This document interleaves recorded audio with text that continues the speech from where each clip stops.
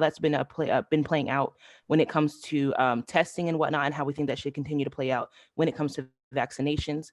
Tinashe has a lot of information for us about herd immunity and what it's going to take in order for us to achieve that nationally. Naila is also going to touch on utilitarianism, which is the greatest good for the greatest amount of people, and why we think that if more Americans, or at least as many as we need to get to herd immunity, would take the vaccination, we'll be able to return to normal. As our keynote speaker mentioned, Mike Sprayberry mentioned, and he reminded us all that this pandemic has negatively affected so many people in more ways than one, not just physically, of course, or with their health, but also mentally and financially. So it's super important that we take as many avenues as we can to return to normalcy and begin to regenerate and rebuild our economy and whatnot. And with that, I will pass it on to Nikaya, who will give us more information on that. Thank you, Maria. So according to history of vaccines, state policies mandate that, we have certain immunizations, not only for schools, but for certain requirements in order to get on planes and things of that nature. And also, so sorry. A student at SAU was telling me about her mother and how she is a nurse and how she had to take the vaccination in order to maintain her job, in order to be there to help others who unfortunately got COVID-19, and as well as it's very important that older adults who are maybe 50 and above take the vaccine, because according to the Centers of Disease and Control and Prevention, they are more likely to be hospitalized or die from COVID-19. And being that everybody is in 50,000 feet above in the air, it's also important that we take the vaccination, because if we don't take the vaccination and we're sitting beside someone and it's not 6 feet apart, then it's more likely that the virus will spread. And I will pass it on to my colleague. Thank you, Nikaya. And I would like to refer to paragraph 1 in our case. Paragraph 1 says that if enough people are vaccinated against the virus, herd immunity will greatly minimize the virus. According to Mayo, we understand that we need 94% of people to be immune in order to disrupt the chain of transmission of the coronavirus. And as I recently mentioned in paragraph 1, we need 94%, and that's a lot of people.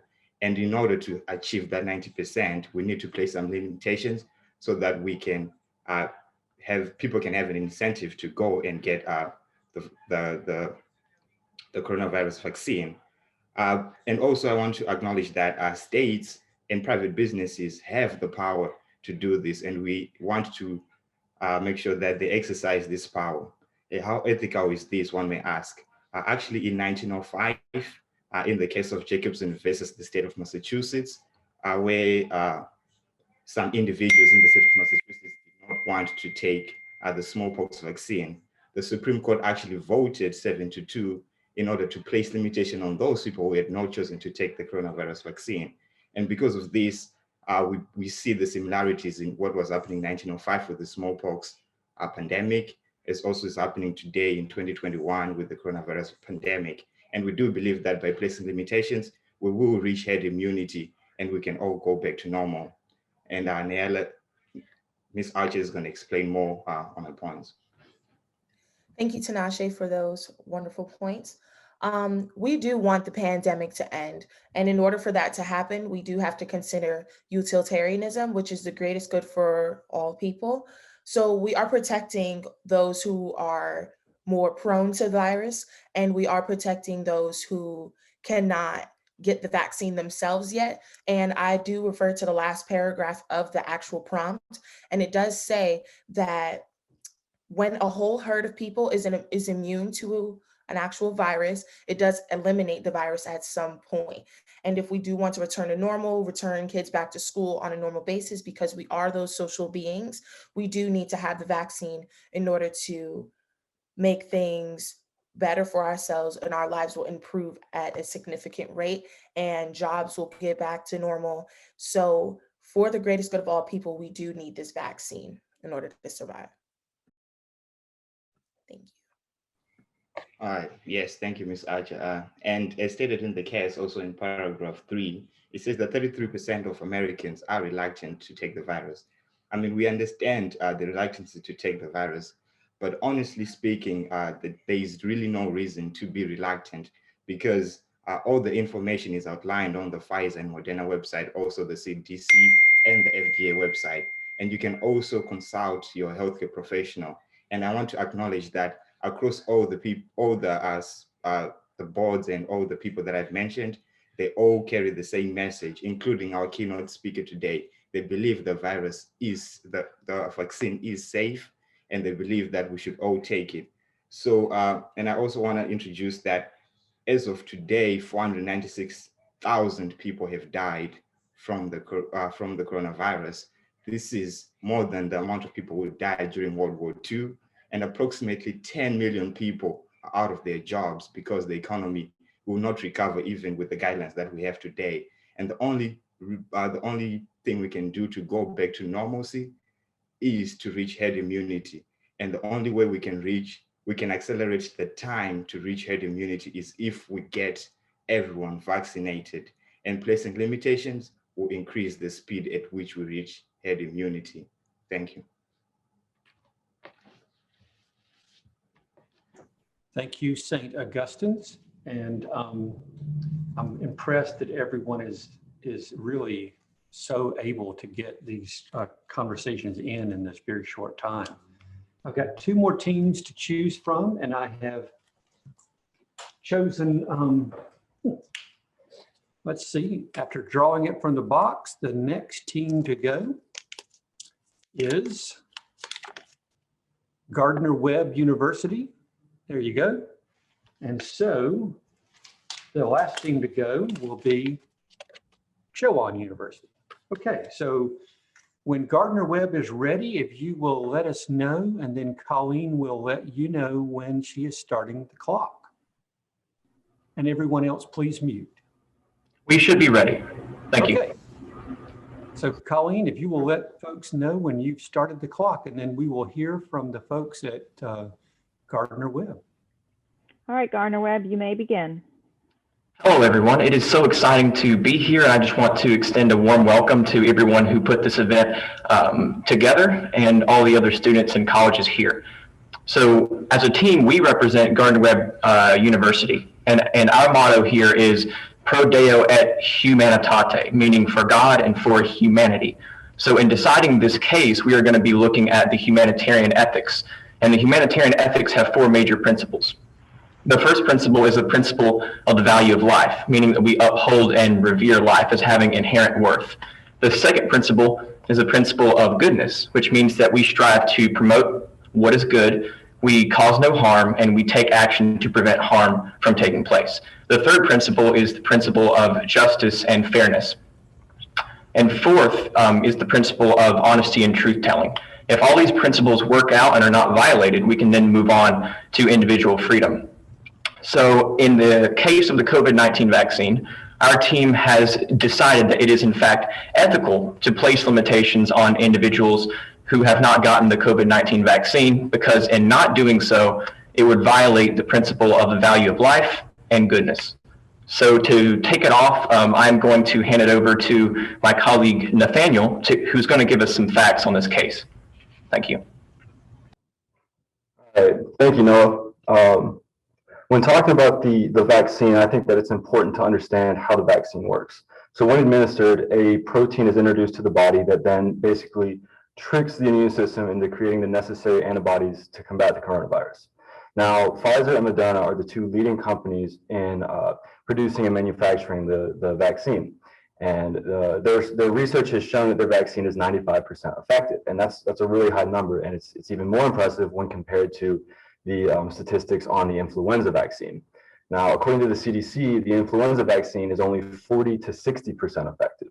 And the influenza vaccine in 2019 to 2020 helped to prevent an estimated 7.5 million flu cases, 3.7 million medical visits or flu-related medical visits, 105,000 flu-related hospitalizations, and then finally 6,300 flu-associated deaths.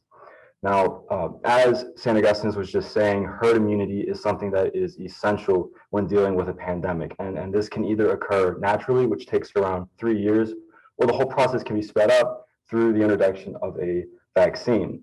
Now, the vaccine is essential that it is widespread and that a large number of the population uses it because of the threat of mutations. There have already been multiple mutations around the world, in the United Kingdom, in Brazil, South Africa, and even in the United States, all of which have been more deadly and more contagious than the original coronavirus. And so far, they've all been proven to be treatable by the vaccine, but there's no telling when a mutation will come out that puts us back at square one. So I'd like to hand it over to Hudson, who's going to present our argument now. Thank you, Nathaniel. So in our argument, we're first looking at the principle of life, and we believe that by placing limitations on people who have not received a COVID-19 vaccine, we will be upholding the value of life by preserving life. As Nathaniel was pointing out, the effectiveness of the flu vaccines have saved a significant number of lives, and we believe that though we can't be certain about exactly how effective the COVID-19 vaccines will be, we do know that they will have some effect at saving people's lives and keeping people healthy. The second principle that we have in humanitarian ethics is the principle of goodness. And about the principle of goodness, we think that the good of keeping the coronavirus from spreading by keeping people who have been unvaccinated from participating in certain non-essential public spaces, we think that this will promote the goodness of keeping people healthy, keeping them out of the hospitals. And we think the benefits of having hospital space and treatment available for those who do have the virus outweighs the good that would come from allowing everyone free access to public areas. So we think that in the end, it's greater supports the good of health, and that outweighs the good of access to non-essential services such as airports and concerts and things. And that leads us to the final principle in humanitarian ethics that we think is related to this case, and that is the principle of freedom. We do recognize that by placing limitations on people, we are restricting their freedoms in a significant way. However, as we have already discussed, we think that it is more important to uphold the value of life and to promote the goodness and well-being of people rather than allowing people to have freedom to do as they choose. But we also think that ultimately, by putting these limitations in place, we will be promoting the reaching herd immunity. And when that is reached, it will allow greater freedom for more people. So in the end, though we have to limit some freedoms for the time being, we do believe that this will eventually promote more freedom for more people because reaching herd immunity will allow us to return to the public as close to normal soon. So that is why we think it is ethical to place limitations on people. I will now hand it over to Peyton to give our conclusion. So as we've previously discussed, our motto is Prodeo et Humanitate, for God and humanity. And because of this, we did utilize humanitarian ethics. We believe that we must prioritize the possibility of herd immunity and the safety of the entire public over the limitation of individual freedom. We do believe that this is just a case of what do we value now and what will we value later. And at the moment, it is more important to do what we can to preserve life and to save lives. And we did place this above allowing free access to the public and to non-essential businesses and events. So we thank you for your time and for your attention on this case. Thank you, Gardner-Webb. And so our final team will be Chowan, and if everyone other than the first speaker for Chowan will mute, and if you will go ahead and let us know that you are ready, and then Colleen will follow by letting us all know when she starts the clock. So we'll hear from Chowan now. Yes, we're prepared. Thank you. Okay. All right, Chowan, you may begin. Thank you so much for the opportunity to discuss this really important topic today. It is the position of Chowan University that it is only ethical to place limitations on people who choose not to receive the vaccine, once it has been administered to the individuals who qualify in the high risk or essential worker categories, and once the vaccine has been made widely available in all 50 states. In addition, these limitations should come from the WHO and CDC, as they are the leading authorities on safety and sanitation. We believe this because we follow Aristotle's ethical system, commonly known as virtue ethics. Aristotle was a Greek philosopher and a student of Plato, and later a teacher to Alexander the Great. And virtue ethics states that we practice and cultivate virtuous characteristics into our everyday lives in order to create a more virtuous society. So we will not do something that is obviously wrong in order to create a supposed greater good, nor do we blindly follow a set of rules. Rather, it is through our golden mean, and today the virtues of justice, compassion, and citizenship, that we've provided the most ethical and virtuous outcome. I will now pass the conversation to my colleague Ryan, who will further discuss our golden mean. Thank you, Grace. Can everyone hear me? Yes. Okay. As Grace stated, we follow Aristotle's virtue ethics. Aristotle determined virtue using the concept of the golden mean. The golden mean is an intermediate piece or position between two extremes. If you find the sweet spot, the golden mean, then you can determine the virtuous thing to do in any situation. Think about it as a target. On each end of the target, you have the two ends.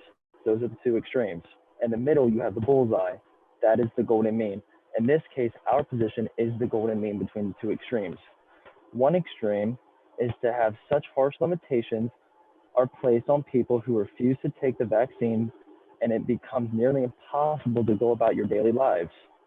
The other extreme is to have no limitations or consequences are inflicted on people who choose to not take the vaccine. The golden mean, our position, is it is ethical to place limitations on people who choose not to receive the vaccine once it has been administered to primary categories first and then made widely accessible across the United States.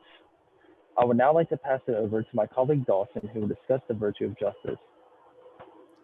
Thanks, Ryan.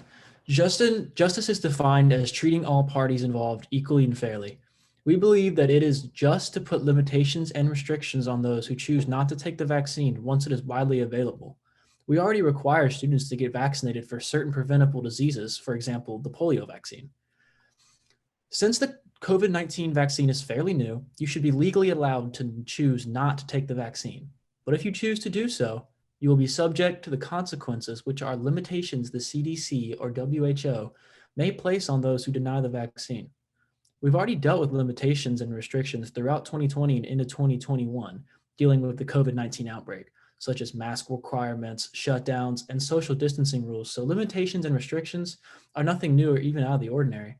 With that being said, I'd like to pass it on to my colleague Alec, who will be discussing our virtue of compassion. Thank you, Dawson. Compassion can be defined as the sympathetic concern for the misfortunes of others. Compassion applies to the vaccine case on COVID in many ways. It is important to state that people's health are on the line and that vaccines are the best way to control this pandemic. Now that vaccines are out, it is time to develop a way so that not only the older population get it, which I have personally seen with my grandmother who got her second shot the other day, but also to the people who are struggling to make ends meet financially. People like this, who may even have larger families, will not be able to afford several doses of the vaccine. A statistic from Statista says that 132 million COVID-19 vaccine doses were administered worldwide as of February 7th, 2021. Obviously, that's just under 200 million as of now. Focusing on who needs the vaccine more is the virtuous thing to do. State and local officials must assist in communicating to the people about vaccine information so that people are well informed. And with that, I'd like to pass it to Jackson, who will discuss our virtue of citizenship. Thank you. The virtue of citizenship is defined as acting with the understanding that we are a part of a community and that all of our fates are intertwined. Theodore Roosevelt once said the following about citizenship: character is far more important than intellect in making a man a good citizen or successful at his calling. meaning by character, not only such qualities as honesty and truthfulness, but courage, perseverance, and self-reliance. It is the virtuous thing to do to place some restrictions on people who have not been vaccinated, as they risk causing harm to other members of society. In order to practice good citizenship, officials must place some restrictions on these individuals for the safety of the community. However, good citizenship does not imply these members will be ostracized from society through rigorous restrictions, but instead only restricted enough for the betterment of the community. On the same note, however, these individuals who choose not to get the vaccine should not be allowed to endanger those around them by not practicing safe social measures. Individuals must practice virtuous citizenship, as the understanding that our actions affect those around us is essential to the conception of a safe society during COVID-19. With that being said, I would like to pass the conversation to my colleague, Grace. Thank you so much. I'd like to take this opportunity to review our position. We believe that through Aristotle's virtue ethics, our established golden mean and the defined virtues of justice, compassion, and citizenship, that we have arrived at the most virtuous position. It is only ethical to place limitations on people who choose not to receive the vaccine once it has been given to individuals who qualify in the high risk or essential worker categories, and once the vaccine has been made widely available in all 50 states. Furthermore, these limitations should be written and authorized by the WHO and the CDC, as they are the world and United States experts on safety and sanitation who are most qualified to assess risk and determine appropriate limitations. Enforcing limits and restrictions on people who have not received compulsory vaccines is not a new concept. Numerous countries require visitors to have documented proof of receiving their yellow fever and malaria vaccinations. This measure is enforced to protect both travelers and natives. Similarly, children are required to have received certain vaccinations before they attend school. In the state of North Carolina, every child is required by law to be immunized to prevent the spread of several illnesses, including tetanus, whooping cough, and red measles. To eventually put limitations on people who refuse to receive the COVID-19 vaccination is not an infringement on their human rights. On the contrary, to defiantly refuse this vaccination and knowingly put susceptible people at risk is despicably selfish and unethical. As our position asserts, eventual limitations sanctioned by the WHO and CDC is the most virtuous course of action, as it justly, compassionately, and considerably to all parties involved. Thank you.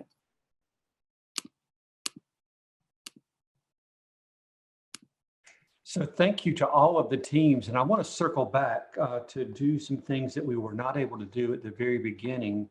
And that is to have the campus coordinators introduce themselves and their team members.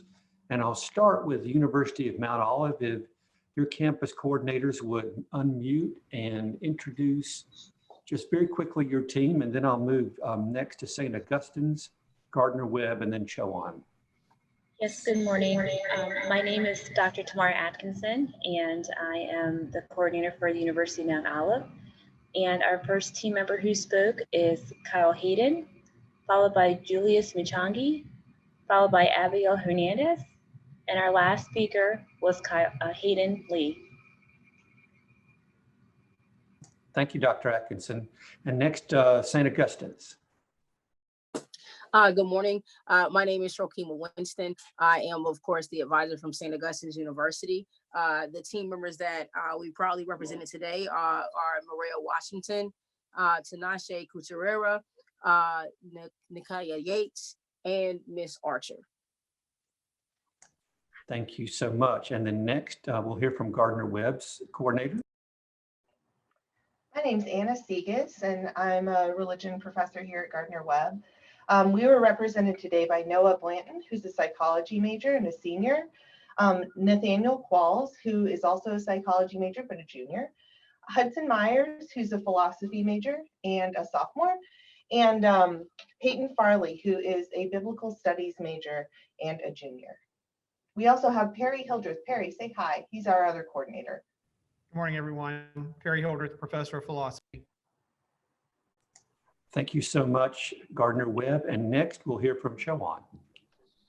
Yeah, I'm Dr. Keith Reich, professor of religion at Chowan, and our speakers in order which they appeared were Grace Arredondo, Ryan Martin, Dawson Cox, Alec Jackson, and Jackson Brooks. Thank you, Chowan. And I want to acknowledge some of the guests that we have. And if I don't get a chance to hear from you with any questions to the teams, it looks like you'll be in our next session as well. But potentially here with us is Jeff Coltrane, Lou Fabrizio, Wendy McAllister. We heard from Liz Riley, Jeff Stoddard, we heard from at the beginning of our meeting, Sarah West, and Brooks Rayford. And so let me just ask if, Jeff, if you are on, if you would unmute and just hand the floor to you for a minute. And Jeff is going to be our end of the session speaker, so he may not be on. Lou, are you with us? Yes, I am. Lou, is anything you want to ask any of the teams or any observations you want to make? Well, let me back up and say I've been a judge probably it's 6 or 7 years of the 10, and I'm retired from the North Carolina Department of Public Instruction. And every year that I've participated in this program, I have been so thrilled hearing the young students talking and making the arguments and taking the positions that they take. And, you know, it used to be we had to get up real early on this morning and we had to start at like 7 in the morning. And every year that I did it, I would say it's just so encouraging to hear from all of you. And you all did a great job. I know it's different doing it through Zoom, but keep up the good work. I feel like our future is in good hands, and I look forward to continuing to be active in this program in the years ahead. So I don't have any questions for the panelists. I think you all did a great job. And again, I encourage you to just keep on doing the things you're doing. Thanks, Lou. And there's one person that I did not mention who was on, Tammy Thurman with Duke Energy. And Tammy, let me come back to you so that I won't completely put you on the spot. But is Wendy McAllister with us? Okay. And how about Sarah West, are you with us? Yes, thank you, Tom. It's just always such an honor to be here. Like Lou, I've been a judge and moderator for about 6 or 7 years, and it's just such a privilege to be with you today. I always learn something. I'm thinking about retiring myself and maybe going back and getting a degree in philosophy. I'm always so inspired by these sessions. So thank you to all the teams for the very hard work. The development of a moral compass and a strong moral and ethical grounding is something that will serve you throughout life. And thank you for all that you're doing. Thanks, Sarah. And Brooks Rayford, are you with us? I am. I'm not on video. Can you hear me okay? Yes, I can, Brooks. Good. I'm traveling, so I'm not on screen. I'm sorry for that. But I've also been a moderator and timer and various bottle washer with the group for as many years as the bowl has been going on, and I would concur with everything that's been said so far.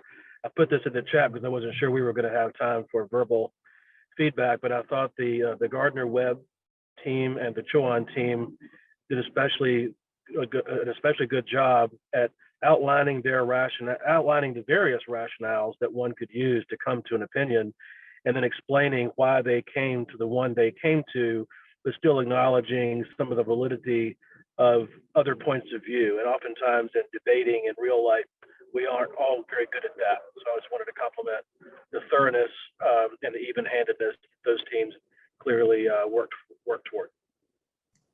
Thanks, Brooks. And then Tammy, let me come back to you, or any remarks or comments you wish to make. Oh, sure. So good morning, everyone. My name is Tammy Thurman. I'm the Community Relations Manager for Piedmont Natural Gas, Duke Energy. And we're just so excited to partner with the North Carolina Independent Colleges and Universities once again. I have served as a judge and participated now about 3 or 4 years.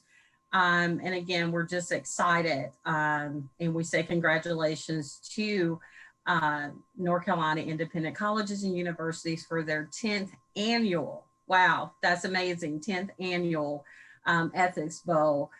Congratulations to all the students that are participating. I am an alumnus of St. Augustine's University, so I'm kind of partial to them, but I'm not a judge today. So, but I say congratulations to all the students. You know, Ethics Bowl and North Carolina Independent Colleges and Universities as a whole is your foundation, right? It's part of your foundation. So when you go on to graduate and you become members of corporations and businesses and whatever the case may be, don't forget that this is where you help form your foundation. So make sure that you carry that with you. And when you have the opportunity to come back and you then be a spokesperson for what this event did for you, make sure that you say it. Make sure that you say it with pride, because this is certainly an amazing and just amazing organization and amazing opportunity, even in the time that we're living in, right? So I commend all of you. Thank you, Tammy. And Jeff, if you are still on, Jeff Stoddard, wanted to give you an opportunity to say something. I am Tom. Thank you for the opportunity. I learn so much when I see and hear these discussions, and I learn from the things that I think have been done so well, and I learn from the things that need improvement. I am impressed with how well most articulated. I thought Chowan did a very good job in their opening, articulating what it is, acknowledging certain things, and then handing off. That's not to say that everybody didn't do a good job and have pluses and minuses, but I am impressed with the quality of the conversation every year I've come here. Thanks, Tom. And I did not want to leave out Ken Wernick. Ken, are you on, the author of our cases? Ken, yes, maybe. I'm here. Okay. Yeah, Ken, did you want to make any observations or? Well, I'd just like to say it's always encouraging for me to see the college students debate and discuss important issues. I will only add that when you all look back on these days, as you graduate from college and move on in your lives, what you are experiencing now is a once in a generation experience. And I think that you should take these times and what you do during these times with you for the rest of your lives, because hopefully we will never experience something like this again. It is a big deal. And I commend you all for your research and for your involvement in the Ethics Bowl, so that ethical decision-making will be a part of you for the rest of your days. And I thank you. Thanks, Ken. And Liz, are you still with us? Liz Riley. Liz may have, Liz, are you with us? Yes. Can you hear me? Can you hear me? Yes. Other people are nodding. I'm not going to repeat what I think.